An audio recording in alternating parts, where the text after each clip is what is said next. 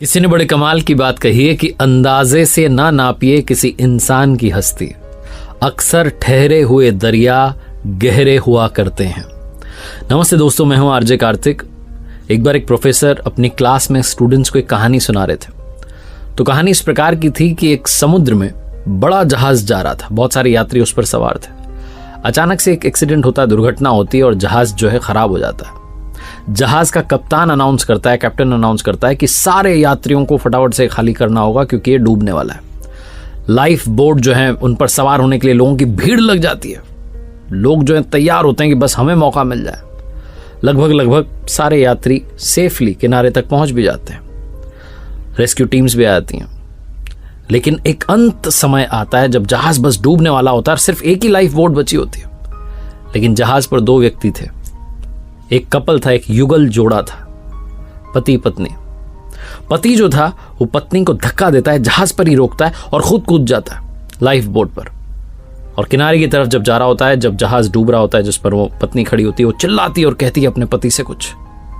तो प्रोफेसर ने अपनी कहानी बीच में रोक करके बच्चों से पूछा कि क्या लगता है, क्या कहा होगा। तो सारे बच्चों ने कहा, मोस्टली ने जवाब दिया कि सर कहा होगा आई हेट यू, मैं तुमसे नफरत करती हूँ, इतना प्यार किया तुमने धोखा दिया, ये वो। किसी ने कहा कि हो सकता है कहा हो कि तुम बड़े सेल्फिश हो, मतलब ही निकले हुए हो। एक बच्चा चुप रहा, बहुत सिंसियर लग रहा था। तो प्रोफेसर ने पूछा उससे कि आप चुप क्यों, आप बताइए क्या कहा होगा। तो उस बच्चे ने कहा कि हो सकता है पत्नी ने अपने पति से कहा हो कि हमारी संतान का ख्याल रखना। प्रोफेसर चौंक गए, उन्होंने कहा सही जवाब है, लेकिन तुम्हें कैसे पता, तुमने कहानी सुन रखी थी। उस लड़के ने कहा नहीं सर, मैंने कहानी नहीं सुनी हुई थी। मेरी बीमार माँ भी जब अपने जीवन के अंतिम क्षणों में थी तो मेरे पिता से ही कहा था कि हमारे बच्चे का ख्याल रखना। प्रोफेसर दुखी, उन्होंने कहा कि आपकी बात सही है, जवाब सही है आपका। यही कहा उस पत्नी ने अपने पति से कि हमारी संतान का ख्याल रखना।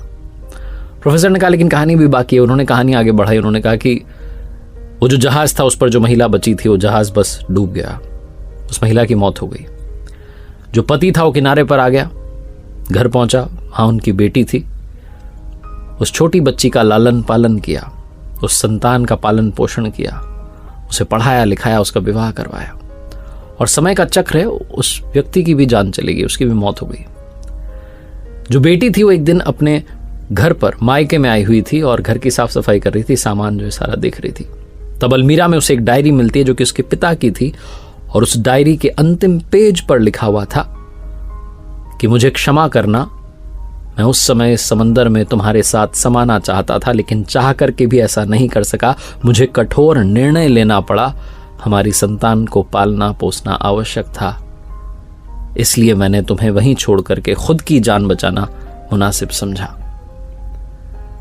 मुझे मालूम था कि तुम बीमारी से ग्रस्त हो, कुछ दिनों में वैसे भी तुम ये दुनिया छोड़कर जाने वाली थी।